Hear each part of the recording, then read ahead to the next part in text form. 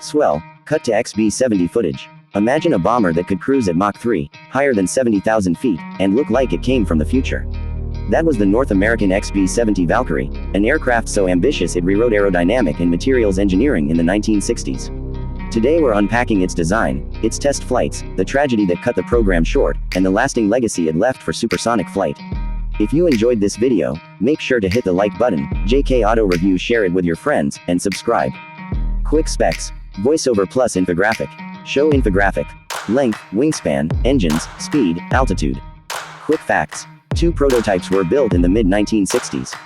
The Valkyrie measured nearly 200 feet long, used 6 turbojet engines, and was designed to cruise above Mach 3 at roughly 70,000 feet. Its price tag and advanced enemy air defenses changed its fate, but its technical achievements were undeniable. Design and materials, voiceover plus close-ups.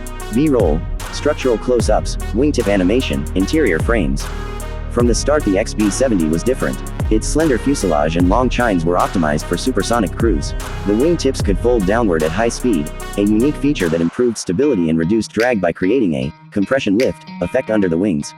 Because of the extreme heating at Mach 3, designers used stainless steel honeycomb panels and titanium components rather than conventional aluminum. Engineering highlights. On-camera plus diagrams. Display diagrams of airflow, compression lift. One of the Valkyrie's most impressive aerodynamic tricks was how it used shockwaves.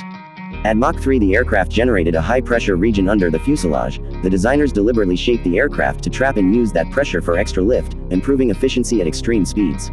This kind of thinking pushed the boundaries of supersonic aerodynamics. Engines and performance. Voiceover plus engine shots. B-roll. 6 engine layout, engine test footage. The XB-70 was powered by 6 General Electric YJ-93 engines.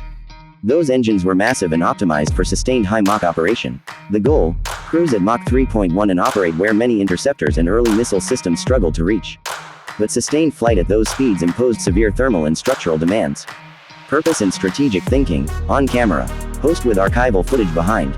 Strategically, the Valkyrie was meant to be a high-speed, high-altitude penetrator, a successor to the B-52 capable of outrunning defenders. But geopolitics and technology rapidly changed. Surface-to-air missile systems improved faster than predicted, and intercontinental ballistic missiles changed the strategic picture, leaving the Valkyrie less necessary as a mass-produced bomber. Test program and flights, voiceover plus flight footage. B-roll. First flight, cockpit shots, formation flying. 2 prototypes were built and flown for research. The first flight was in September 1964. The aircraft completed several high-speed test flights and provided valuable data on supersonic aerodynamics, propulsion, and materials. The Valkyrie transitioned from a potential production bomber to a research platform. The 1966 collision, voiceover plus respectful tone plus archive photos. Show formation photo, schematic of collision sequence. On June 8, 1966, tragedy struck. During a formation photo flight involving several aircraft, a collision occurred between the second XB-70 and an F-104 starfighter. The XB-70 broke apart and was destroyed. 2 crew members were lost. The accident was a devastating blow to the program and highlighted the risks of complex formation flights at high speed. Cancellation and why it happened. On camera, host explains with timeline overlay. A combination of rising costs, changing strategic priorities, and improved Soviet air defenses meant the Valkyrie program was cancelled before full production. Only the 2 prototypes were ever built. One was destroyed in the 1966 collision, and the other now resides in a museum. The decision was also influenced by nuclear deterrence strategy shifting toward ICBMs and ballistic systems. Legacy and influence. Voiceover plus cutaways to State Route 71, later designs. B-roll. SR-71, modern concepts, materials labs. Although it never entered service, the XB-70's research helped engineers understand high-speed flight better. Its work informed later programs, including high-speed reconnaissance aircraft and material science for extreme environments.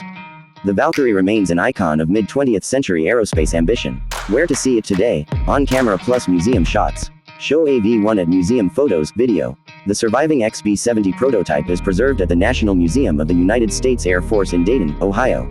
Seeing it in person gives you a real sense of scale. This was a massive airplane that dared to push technology forward. Final thoughts. On camera. Host. Calm music. The XB-70 was grand, flawed, and inspiring. It represents a moment when engineers were willing to gamble enormous resources on pushing speed, altitude, and materials science to new limits. Even as strategic priorities shifted, the knowledge gained from the Valkyrie continues to echo through aerospace engineering. If you enjoyed this video, make sure to hit the like button, JK Auto Review, share it with your friends, and subscribe. XB-70 Valkyrie. See you next video.